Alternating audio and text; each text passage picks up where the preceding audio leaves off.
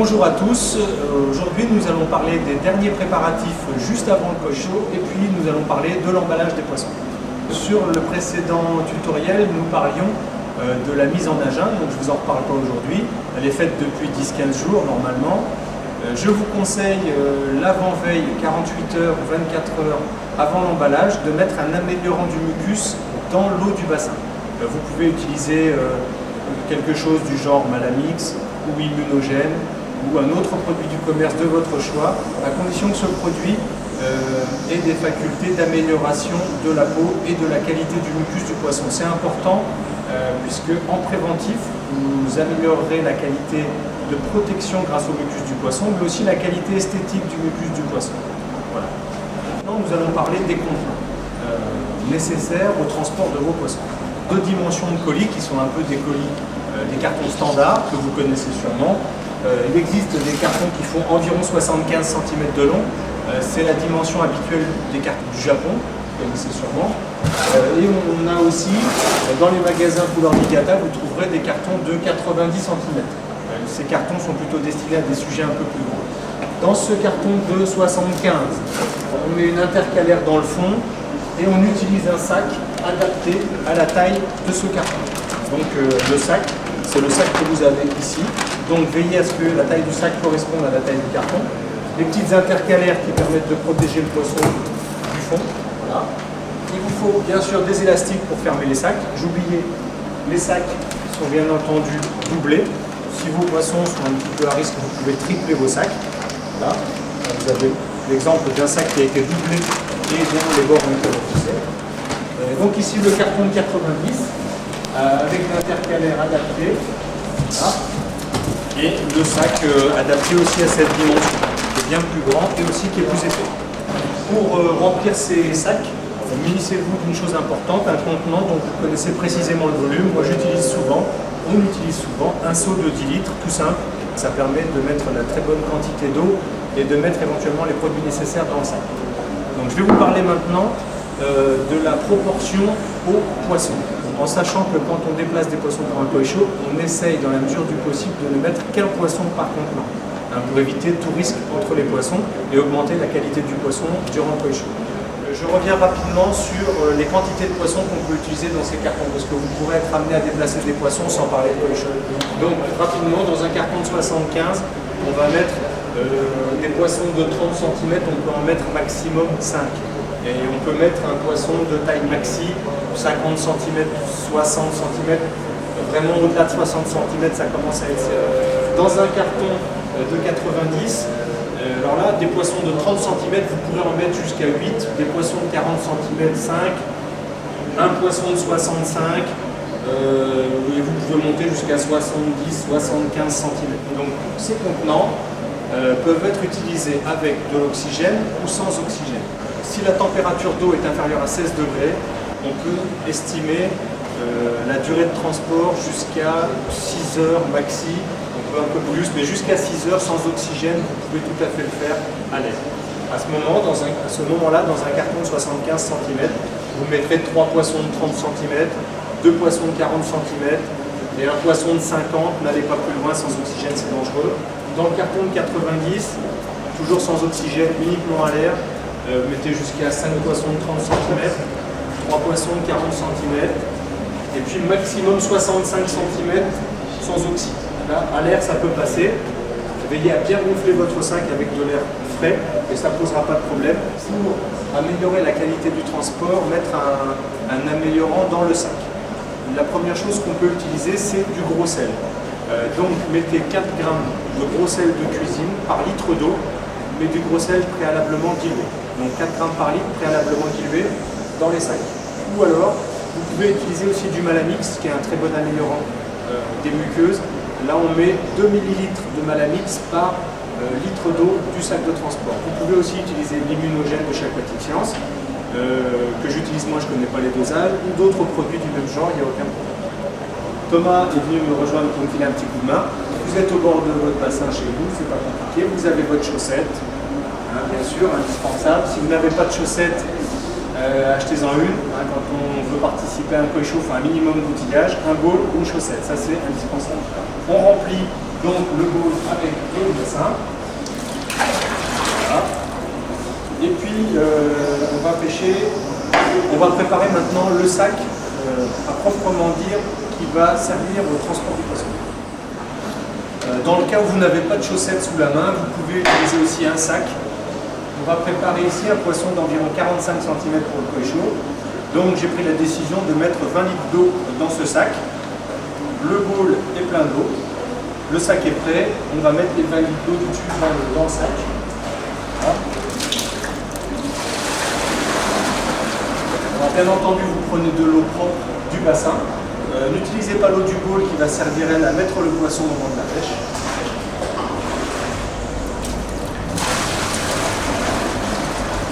Voilà. Une fois ce sac prêt, le bowl prêt, la chaussette à disposition, le carton réalisé avec la petite intercalaire à l'intérieur qui va bien, votre oxygène à disposition, vous avez tous les outils, les élastiques à proximité. À ce moment-là, on peut pêcher les poissons. Bien entendu, demandez à des amis ou à vos proches d'être là pour vous aider, puisque la manipulation est assez stressante, quelle que soit la raison du transport, mais en particulier pour le koi chô.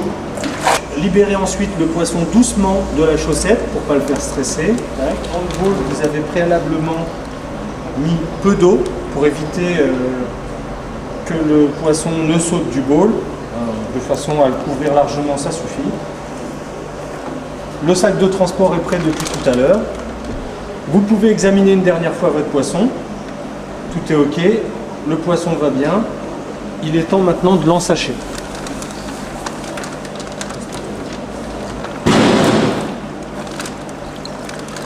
Voilà. Faites cette manipulation à la main. Évitez la chaussette qui emmènerait éventuellement du sale dans la poche et qui ne vous permettrait pas de quantifier précisément l'eau de la poche. Là ici on est sûr, on a 20 litres d'eau et on a les bons produits nécessaires au transport. Nous allons maintenant fermer ce sac et puis le gonfler, donc de l'oxygène. Vous pouvez trouver ça auprès d'un magasin spécialisé, mais aussi auprès d'un plombier qui utilise quelquefois de l'oxygène pour certaines soudures. C'est de l'oxygène industriel, donc c'est très simple. Vous séparez vos deux poches, le poisson est en pleine sécurité, il ne peut pas sauter, il ne peut pas s'abîmer. Vous séparez les deux poches et vous chassez l'air de la poche.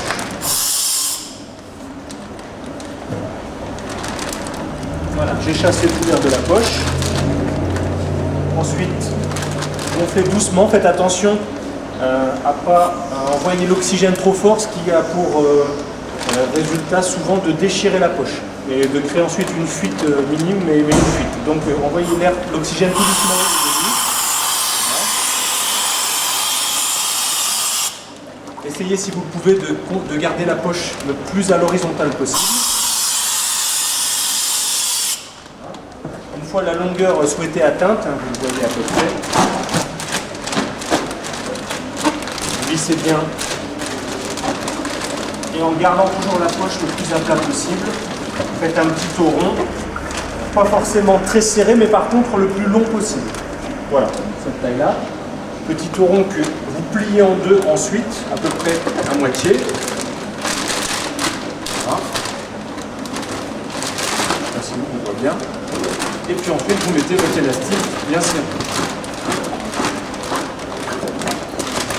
Si vous n'avez pas confiance dans votre premier élastique, vous mettez un deuxième élastique.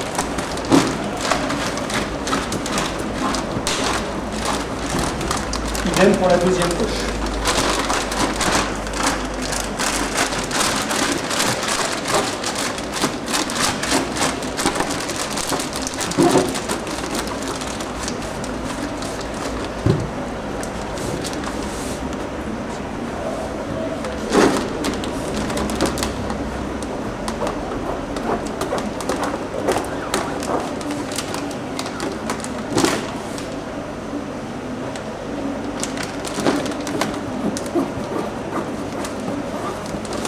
Voilà, votre poisson est prêt au transport. Pour cette phase d'emballage, si vous le souhaitez au préalable, vous pouvez vous entraîner sans poisson. prenez un sac, prenez de l'eau et puis faites l'essai avec l'oxygène, vos 20 litres d'eau, ça vous permettra de ne pas faire de bêtises au moment de le faire. Hein, ça peut facilement être fait à sec et puis tout de suite derrière vous faites votre poisson si vous avez peur de faire une bêtise. Pour la phase suivante, l'idéal c'est d'être à 3 personnes puisqu'on va être obligé de déplacer le sac jusque dans le carton et puis dans la mesure du possible de l'essuyer un petit peu. Donc je vous montre tout de suite comment on procède. N'hésitez pas à prendre les sacs à pleine main. Bien sûr, évitez les ongles un petit peu pointus, mais les sacs sont relativement costauds. Donc voilà, 3 personnes. Là, Kevin est venu nous filer un petit coup de main. Si vous êtes 3, ça n'en sera que plus détendu. Voilà, votre sac est sec. Un aspect très important de la quantité d'eau par rapport au poisson, le poisson doit être toujours couvert d'eau. Quel que soit le contexte de conditionnement, veillez toujours à ce que le poisson ait de l'eau jusqu'à la nageoire dorsale. Faites attention aux déchirures sur les cartons au moment de mettre votre sac. La poche a volontairement été faite plus courte que le carton. Pourquoi? Parce que vous pouvez glisser du papier bulle ici et ici, ou autre chose qui va protéger un peu le poisson en cas de choc. Voilà. Donc une fois que vous avez mis le bubule à gauche, à droite ou autre chose, vous pouvez ensuite mettre l'intercalaire final qui vient se mettre ici, tac, qui va protéger le poisson à l'ouverture de la lumière, et puis d'un coup de cutter malheureux sur le sac, voilà, un bout de scotch,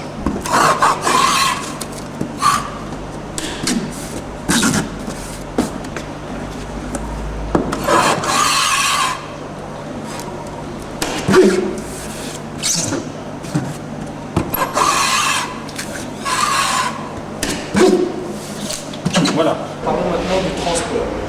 Dans la voiture, essayez toujours de mettre les cartons pour les grands sujets, même les sujets moyens, dans un sens perpendiculaire à l'axe de la route. Mettez les cartons à l'ombre, si possible avec une petite couverture par-dessus. Évitez de cogner les colis, frapper sur les colis, puisque les chocs, les bruits, les ondes, ça va stresser les poissons. Et on ne veut pas de stress pour ces poissons. La manipulation des cartons au moment du chargement, déchargement, toujours à l'horizontale. Au moment du déballage, arrivez sur place, évitez d'ouvrir vos cartons brusquement en pleine lumière. C'est extrêmement stressant pour un poisson. Vous ouvrez votre colis de façon à ce que la lumière entre progressivement à l'intérieur et ne stresse pas les poissons. Voilà, votre colis est désormais ouvert, le poisson est habitué à la lumière. Il faut transporter maintenant le sac jusqu'au bassin de destination. Comme nous vous le montrions tout à l'heure, il est important que le sac reste toujours bien à l'horizontale. La meilleure solution. Donc à 2 personnes, vous attrapez le sac, vous soulevez le sac, vous l'emmenez jusqu'au bassin bien à plat et vous le mettez à tremper dans le bassin. Dans le bassin, une demi-heure, 3/4 d'heure, 1 heure sont nécessaires à ce que la température du sac atteigne la température du bassin. Concernant l'eau de transport des sacs, si le transport a duré moins de 2 heures, je vous conseille de lâcher l'eau du sac avec les poissons. C'est quelque chose qu'on ne conseille pas habituellement, mais il vaut mieux, dans un cas de figure transport court, de ne pas manipuler le poisson. Donc le poisson gagnera en stress si vous n'y touchez pas. Donc sur un transport très court, inférieur à 2 heures, on ouvre le sac et on retourne le poisson et l'eau. Dans le cas d'un transport où l'eau a été très salie par les déjections du poisson, à ce moment-là, le sac ouvert, quelqu'un vous tient le sac, vous prenez le poisson à la main et vous le mettez ensuite dans le bassin. Dans le cas précis du koi show, sachez que lors du benching, des équipes seront là pour vous aider à la mise en eau et au lâcher de vos poissons dans les bassins. C'est important, il y aura des gens sur place pour vous aider, vous assister au déballage. Chose importante, n'oubliez pas d'apporter des sacs et des élastiques de rechange. Voilà, j'espère que ces tutoriels vous seront utiles et vous permettront de préparer sereinement une éventuelle participation à un koi show. En cas de besoin pour ces contenants, n'hésitez pas à contacter le spécialiste qui s'occupe de vous habituellement, de commander auprès d'eux cartons, sacs nécessaires pour les transports. Pour tout autre conseil, n'hésitez pas non plus à vous rapprocher d'eux. Je tiens à remercier l'Oasis qui nous a accueillis pour la réalisation de ces 3 petits tutos. Et je vous dis à très bientôt, peut-être pour le premier koi show du FKS au Jardin Aquatique. À bientôt.